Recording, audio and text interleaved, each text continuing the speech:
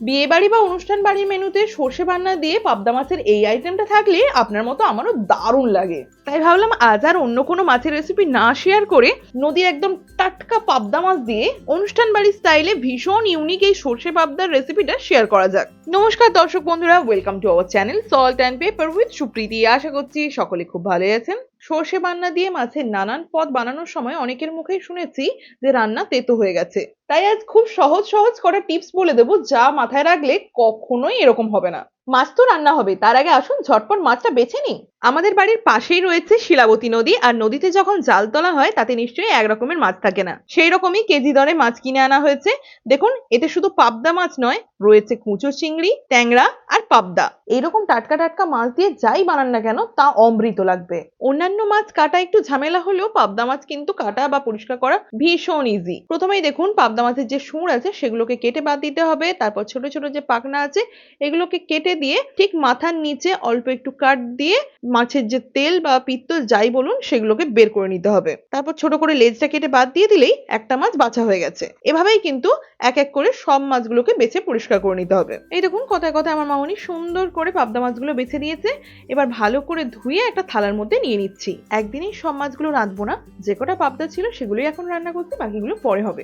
ওজন বললে 200 থেকে 250 গ্রামের মতো পাবদা আমি নিয়ে নিয়েছি। এবার নুন, হলুদ আর সামান্য সর্ষের তেল দিয়ে ভালো করে মাছগুলোকে কোট করে নিচ্ছি। পাবদা মাছ যেহেতু ট্যাংরা মাছের মতোই আঁশবিহীন একটা মাছ, যখন এটা ভাজা হয় তখন কিন্তু কড়াই থেকে অনেক সময় তেল ছিটকে আসে। সেটার থেকে বাঁচার জন্যই মাছটা ম্যারিনেট করার সময় এতে সামান্য তেল অ্যাড করেছি।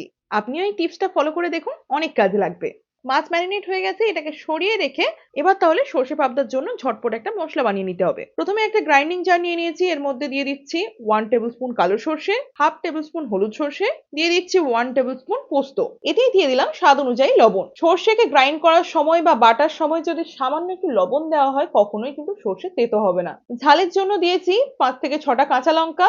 আপনি অবশ্যই নিজের প্রয়োজন বুঝে কাঁচা লঙ্কাটা অ্যাড করবেন। সবশেষে 1 টেবিল স্পুনের মতো সর্ষের তেল দিয়ে এর একটা মিহি পেস্ট বানিয়ে নিয়েছি। আর গ্রাইন্ড করার সময় এর মধ্যে সামান্য একটু জলও অ্যাড করেছিলাম। দেখুন, টেক্সচারটা ঠিক এইরকম হলেই হবে। সর্ষে পোস্তর এই বান্নাটা বাটার সময় আমি যেহেতু আগেই লবণটা অ্যাড করেছি, তাই এখন টেস্ট করে দেখুন, একটুও কিন্তু তেতো লাগবে না। সর্ষে বান্না দিয়ে যে কোনো রান্না করার সময় এই টিপসটা ফলো করবেন, দেখবেন রান্না কোনোভাবেই তেতো হবে না। মশলাটা বাটার পর ওটাকে একটা পাত্রের মধ্যে ট্রান্সফার করে মাঝারি সাইজের একটা টমেটোকে এরকম বড় বড় করে কেটে পিউরি বানিয়ে নিয়েছি। এর জায়গায় আপনি এই টমেটোটাকে খুব মিহিভাবে কুচিয়েও ব্যবহার করতে পারেন, কোনো অসুবিধা নেই। এখন একটা প্যান নিয়ে নিয়েছি। প্যান ভালোভাবে গরম হলে এতে দিয়ে দিয়েছি 2 টেবিল স্পুন সর্ষের তেল। তেলের পরিমাণটা একটু বেশি রেখেছি, কারণ এই তেলেই পুরো রান্নাটা হয়ে যাবে। মাছ ভাজবো, তাই তেলটাকে খুব ভালো মতো ধোঁয়া ওঠা গরম করে নিচ্ছি।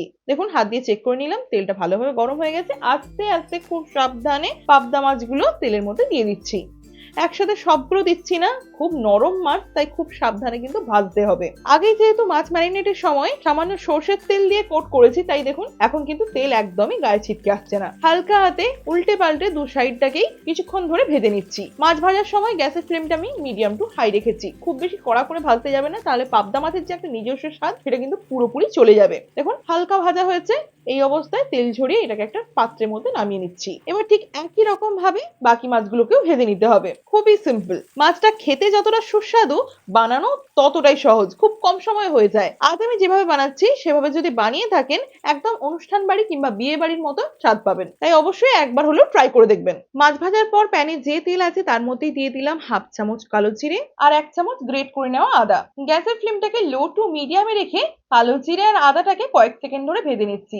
তবে অবশ্যই লক্ষ্য রাখতে হবে এগুলো যেন পুড়ে না যায়। আমি যখনই সর্ষে পাবদা বানাই তখনই কিন্তু তেলের মধ্যে কালো জিরে আর আদার এই ফোড়নটা দিই। অসম্ভব সুন্দর একটা ফ্লেভার আসে। এতেই 1/2 চামচের মতো গুঁড়ো হলুদ আর সামান্য লঙ্কা গুঁড়ো দিয়ে গ্যাসের ফ্লেম সম্পূর্ণ লোতে রেখে কয়েক সেকেন্ড ভেজে নিচ্ছি। তেলের মধ্যে সামান্য হলুদ আর লঙ্কা গুঁড়ো দিয়ে এভাবে যদি ভেজে নেওয়া হয়, রান্নার কালার কিন্তু দারুণ আসে। তবে অবশ্যই লক্ষ্য রাখতে হবে এটা যেন পুড়ে না যায়। এখন টমেটো পিউরিটা এর মধ্যে দিয়ে দিচ্ছি আর সবকিছুকে ভালোভাবে মিশিয়ে নিয়ে মশলাটাকে কষিয়ে নিচ্ছি। ততক্ষণ পর্যন্ত কষাবো যতক্ষণ না মশলা থেকে কাঁচা স্মেলটা পুরোপুরি দূর হয়ে যাচ্ছে। দেখুন, তেলও এখন সেপারেট হয়ে গেছে আর মশলা ভালোভাবে কষানো হয়ে গেছে। এই পর্যায়ে বানিয়ে রাখা সর্ষে, পোস্ত, কাঁচা লঙ্কার পেস্টটা এর মধ্যে দিয়ে দিচ্ছি। এবার আর কি, সবকিছুকে ভালোভাবে মিশিয়ে নিয়ে গ্যাসের ফ্লেমটাকে মিডিয়ামে রেখে আরো একবার মশলাটাকে 3 থেকে 4 মিনিট ধরে কষিয়ে নিচ্ছি। এই পর্যায়ে কিন্তু খুব বেশিক্ষণ কষাতে যাবেন না, তাহলে কিন্তু সর্ষের বান্নার কারণে গ্রেভিটা তেতো হয়ে যেতে পারে। ঝোল বা গ্রেভির জন্য মশলার বাটির মধ্যেই 1.5 বাটি জল নিয়ে এর মধ্যে দিয়ে দিলাম।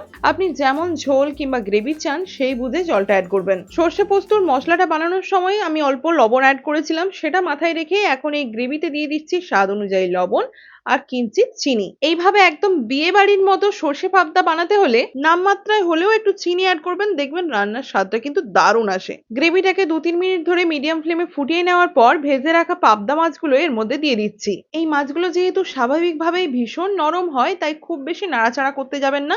এইভাবে খুব হালকা করে প্যানটাকে একটু নাড়িয়ে মিক্স করে নিলেই হবে। এবার ওপর থেকে 3টে চেরা কাঁচা লঙ্কা দিয়ে দিচ্ছি আর দিচ্ছি কিছু ফ্রেশ ধনেপাতা কুচি। 2-1 মিনিট ফুটিয়ে নিলেই বিয়ে বাড়ি কিংবা অনুষ্ঠান বাড়ির মতো সর্ষে পাবদা রেডি টু সার্ভ। গরম ভাতের সাথে গরম গরম পরিবেশন করুন, অসাধারণ লাগবে। আজকের এই ভীষণ সিম্পল রেসিপি যদি আপনার ভালো লেগে থাকে তাহলে অবশ্যই লাইক, শেয়ার, কমেন্ট। চ্যানেলে নতুন বন্ধু হয়ে থাকলে চ্যানেলটিকে সাবস্ক্রাইব করা অনুরোধ রইল। ভালো থাকবেন, সুস্থ থাকবেন, ধন্যবাদ।